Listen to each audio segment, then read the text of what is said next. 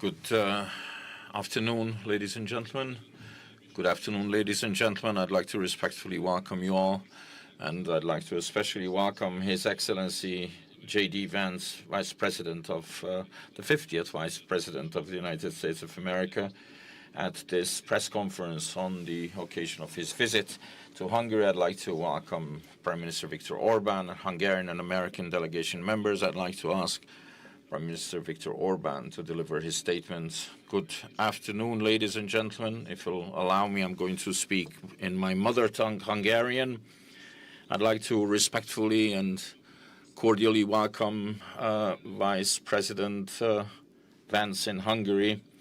The last time a Vice President from the US visited Hungary was 35 years ago, and we haven't had such a high-ranked American dignitary in Hungary for 20 years. And 20 years, that's quite a long period of time. With the election of President Trump, I believe a golden era has been ushered in our relations. We have enumerated the year of records was 2025 in terms of economic cooperation. 26 also is increasing impetus. We have increased our turnover with 50%. And we had 30 American companies announce FDI to the tune of 100 billion Hungarian forints. We've also strengthened our cooperation, expanded it with space technology and defense.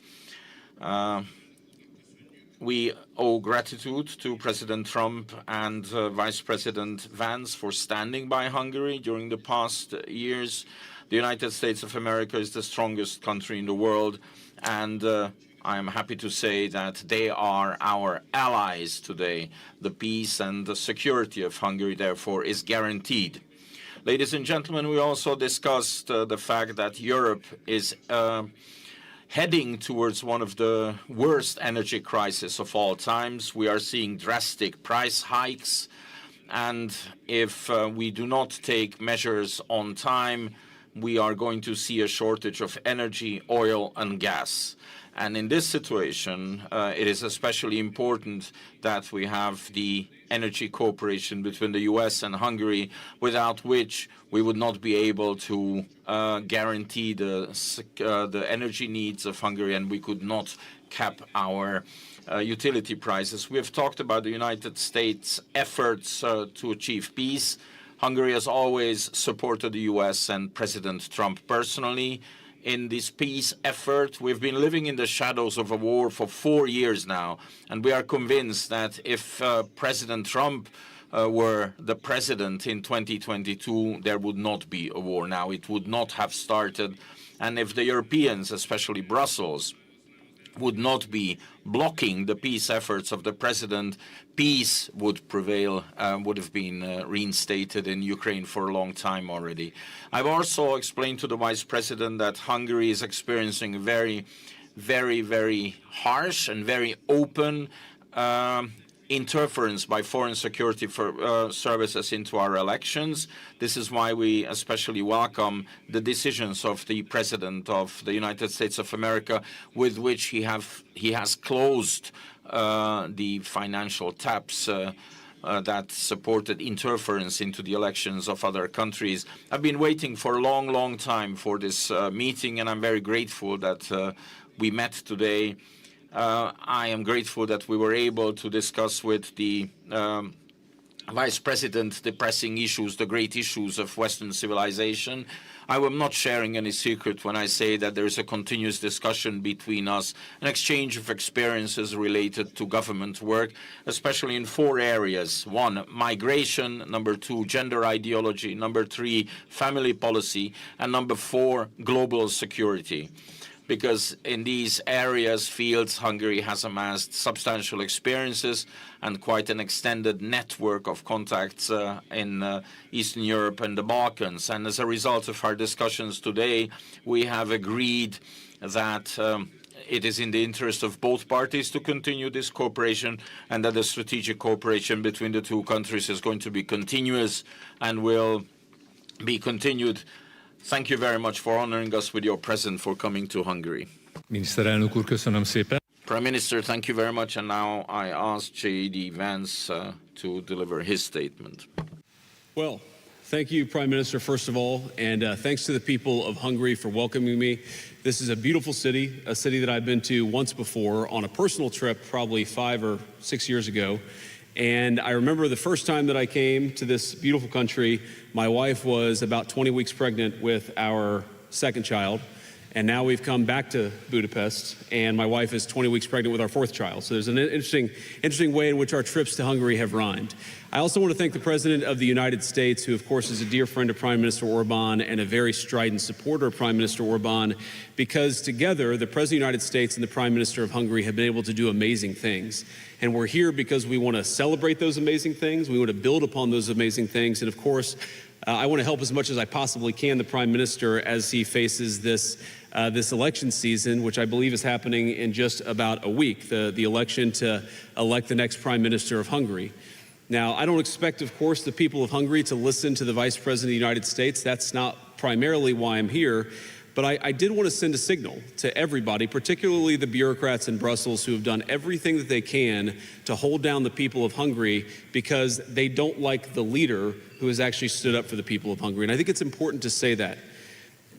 There are so many things that we could point to. There are so many economic pieces of cooperation, so much investment that's come into Hungary from the United States. I think Viktor Orban has been the single most profound leader in Europe on the question of energy security and independence.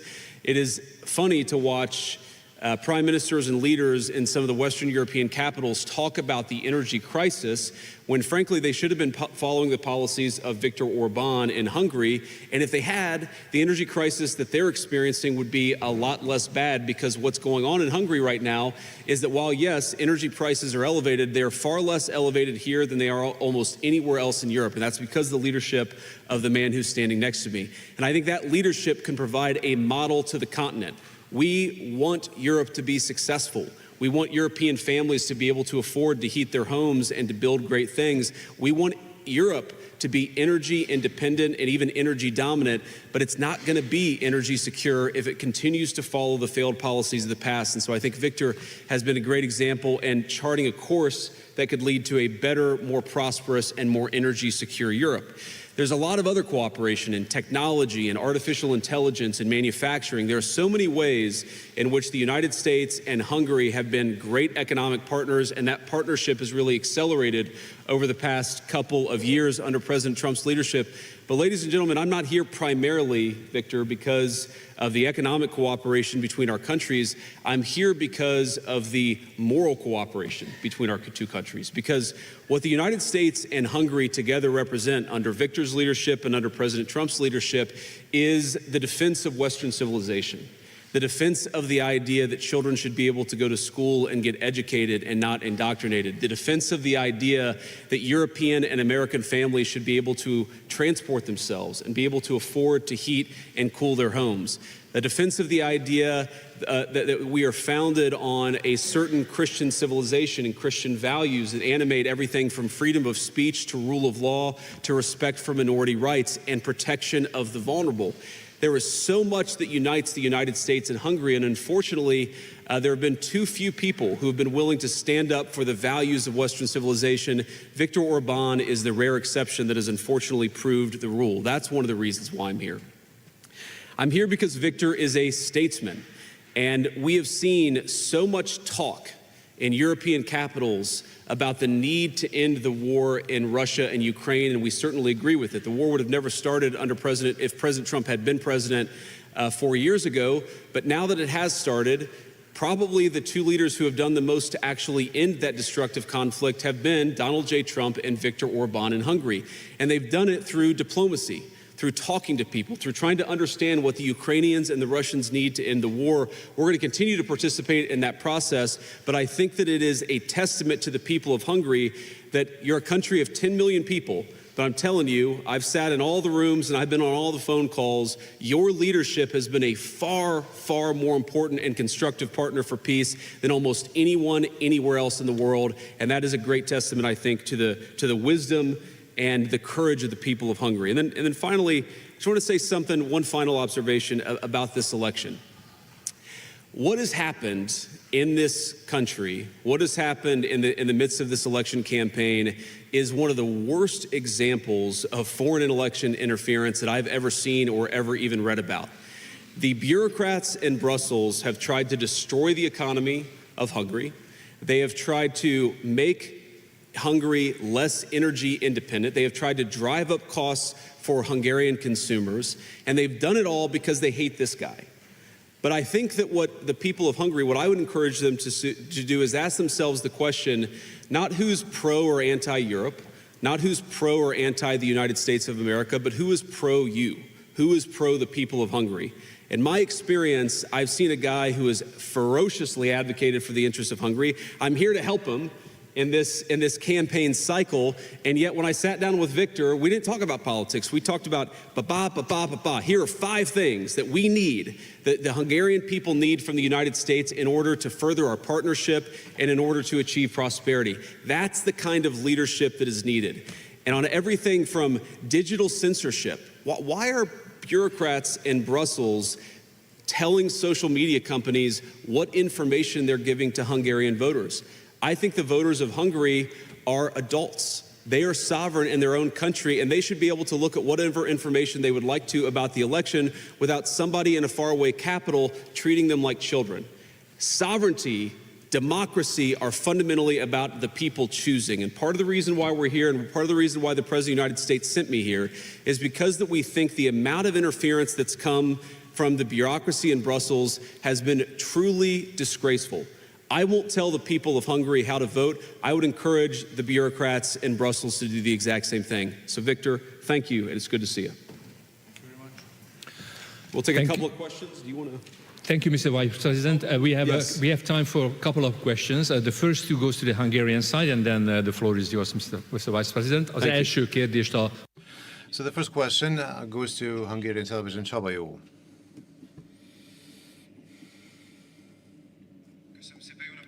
Thank you very much, and good afternoon. I would not like to stand up because of the cameras. Thank you. I have 2 questions. One is to Mr. Prime Minister, and the other one is to Mr. Vice President. From the Prime Minister, I would like to ask if they touched upon the possibilities of ending the Russian-Ukrainian war during the negotiations. And from the Vice President, I would like to ask you to comment on the threats of President Zelensky towards Hungary and personally towards Viktor Orban. Thank you.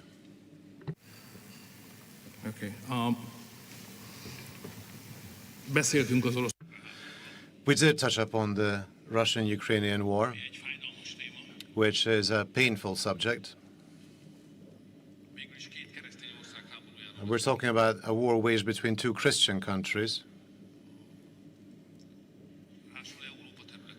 Moreover, in the territory of Europe. So these two sentences actually set out how serious this war is. And I have always really looked up on the President of the United States. I'm talking about the current president, obviously, that from the first moment onward, he regarded these two dimensions as most important.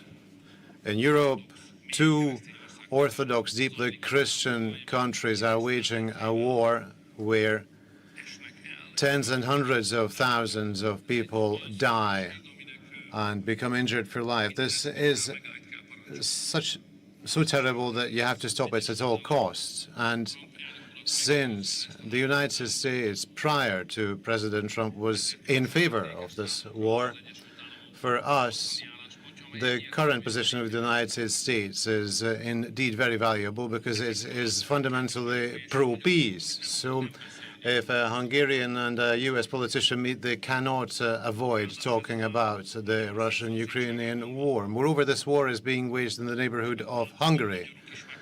Hungarians also die in this war, since in the current territory of Ukraine, multiple Hungarians live who are drafted, occasionally with brutal coercive measures. They are taken to the front where they die. So you cannot avoid talking about the Russian-Ukrainian war during such a meeting, especially so because previously the President of the United States had initiated a peace summit between the U.S. and Russia, and he recommended as a venue for these talks Budapest, the capital of Hungary, which is the perhaps only possible venue in Europe. And Hungary agreed to that. In fact, I must say that up to the level of the technical preparation of this meeting, we negotiated on those with both the President of the United States and the President of Russia, and Hungary remains ready. So that if the U.S. and Russia believe that a peace summit is required between the two of them, then Budapest will be happy to provide itself as a venue for that meeting. And we are available. And that's all I can say to you. Thank you for your willingness to host. And just to answer your question, so I'm not aware of President Zelensky threatening Viktor Orban. I know that there have been a lot of people who have threatened Viktor and have frankly not just threatened the people of Hungary, but have actually tried to exact costs on the people of Hungary because their leadership has been one of the few that's been wise and smart about the conflict between Russia and Ukraine. Now look, you don't have to defend the morality of the war. I think Viktor has. I certainly have. The President of the United States has condemned the invasion. We don't like the war. We want it to stop. That's not the question. The question is, how do you make it stop? And the answer is not by politicians who stand at microphones and beat their chests and act tough when somebody else's children are going off to fight in a conflict. You do it through sustained diplomacy. And so I'd ask the people of Hungary, and not just Hungary, but the people all across Europe, what is the alternative to peace? Is it to continue feeding young men into this terrible, terrible war, to continue this completely ridiculous cycle of violence, or is it to get serious about diplomacy? Is it to continue to have skyrocketing energy prices to the point where European economies are on the verge of collapse, or is it to sit down and get serious about a peaceful resolution? The reason the President of the United States has been so dedicated about this is not because it affects us as personally as it does the people of Hungary or Europe. In fact, we're much more insulated, as all of you know, from what's going on in Russia and Ukraine than most countries anywhere else in the world. The President has asked us to work so diligently on it because he knows that it's bad. It's bad for commerce, it's bad for morality, it's bad for human life. We need to actually engage in some real diplomacy. Viktor has been better at anybody at helping us understand what is it the Ukrainians need and what is it that the Russians need in order to achieve peace. We're going to keep on working on that process. As you've all heard the President say, this war has been the hardest of all the wars that he's worked on to solve, but we're going to keep on working at it. The President has ordered us to keep on working at it, but we need people. We need people in Europe who understand the stakes and understand how to get this negotiation done. Viktor's been a great part of it, which is why the President asked him about the Budapest summit, because I think we're ever going to get these leaders together, this is the perfect place to do it, a place of real statesmanship, a place that has shown itself very willing to be a positive force for peace. Thank you very much. The second question goes to Patriota Noemi Nemet. Thank you very much. Good afternoon to you. I have one question to each of the participants. Mr. Orban, you have mentioned the serious energy crisis that we are facing. The ships that have been able to pass the Strait of Hormuz are just reaching Europe now. Now that there is no oil coming from Russia or from Middle East, what do you think will happen with Europe, with Hungary? And what can the Hungarian-American Energy Corporation mean for Hungary? And what do you think, will Brussels also lift the sanctions on the Russian energy? If I may. Please. So, according to recent U.S. intelligence reports, Ukraine may have interfered in the American elections, helping the Democrats.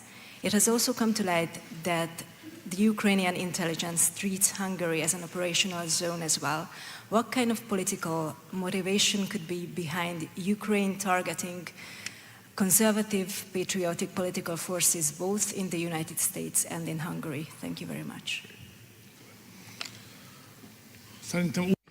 I think there is definitely a new situation in Europe, but the Hungarian elections are perhaps tightening our horizon, restricting our horizon. Therefore, we are not paying as much attention because of the elections to the developments. Of course, because we Hungarians are mainly preoccupied with the outcome of the elections next Sunday. However, there is something that is going to change everything that's happening.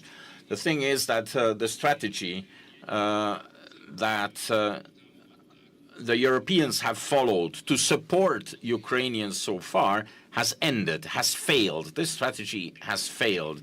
At the start already, it was an extremely strange idea to actually help the Ukrainians and try to bring about a situation where the protracted war puts Russia in such dire straits economically that in the end the Ukrainians, from the perspective of the Ukrainians and the Europeans who support them, the Russians will be forced to sit down with them in a weakened status that is preferable for the opposition. However, to wage an economic war against a country that has unlimited energy resources and has unlimited raw materials, while those waging the economic war do not have energy and do not have raw materials, was a very strange idea. And for some time, they might have believed that the sanctions levied on Russia in the end will be enough to actually win this economic war. But what is happening now is all of a sudden, everything has gained importance what the Russians dispose of. And suddenly they are in a much more favorable position than they used to be before, ever. So the support of Ukrainians' strategy has basically failed. But now we are concentrating on the elections. That's why perhaps less attention was paid to this. But we will be faced with an absolutely new situation after the Hungarian elections. The Hungarian situation is difficult. I do not want to make a secret of it, because it was first at the end of 2022 that the Ukrainians blockaded the gas pipeline that was bringing gas from Russia to Hungary. We managed to fend that off with the Turk Stream, but just now, not much before the elections, and I think because of the upcoming elections, and in the hope of having a pro-Ukrainian government elected into office, they actually blockaded our oil pipeline as well. The oil pipeline, that is the umbilical cord of the Hungarian economy, coming from Russia, the main supply route coming from Russia. Consequently, Hungary has had to tap into her reserves. There's two things we are doing. On the one hand, they have closed us off from oil. We have to supply the Hungarian economy, Hungarian consumers with fuel and with energy, and we have to force the Ukrainians to reopen the pipeline. And we have a plan to do that. We are actually executing that step by step, and at the end of this, I am convinced after the national forces win the election here in Hungary, there will be no option left for the Ukrainians than to lift this blockade, to reopen the pipeline, and Hungary can just go back to normal operation. These are my, well, I wouldn't say hope, these are my plans. This is how it's going to happen. So to answer your question, yes, we're certainly aware that there are elements within the Ukrainian intelligence services that tried to put their thumb on the scale of American elections, on Hungarian elections. This is just what they do. This is part of the cost of doing business within some elements of their system. I try to remind myself that Ukraine, like the United States, is a very complicated place. There are good people and there are bad people. There are people that try to interfere in others' elections, and there are people who actually just say, you know what, we believe in sovereignty for everybody, and that's what we support. For example, there were people in the Ukrainian system who were campaigning with Democrats literally in the weeks before the presidential election where Donald Trump won very comfortably in November of 2024. So I'm aware of that stuff, but I don't think Viktor lets that stuff get to him. I don't let that stuff get to me. We're here to try to solve the problems for the people that we represent. And whatever certain elements within the Ukrainian system think about me or think about anybody else, I really believe it's in the best interest of Ukraine, the best interest of Europe and Hungary, the best interest of the United States for this war to come to as rapid of a close as possible. This is the seeds of this war, the seeds of this conflict were actually planted well before the fighting started. And they were planted when European leaders decided that they were going to go so deep into a particular energy economy that they were going to cut themselves off from oil and natural gas that came from the East. That was a huge mistake then, and it's obvious that it's a huge mistake now. And it's funny when I hear people accuse, my president, for example, of being pro-Russia. My president has done more to help Europe out with energy and liquid natural gas than anybody in the world, which weakens Russia.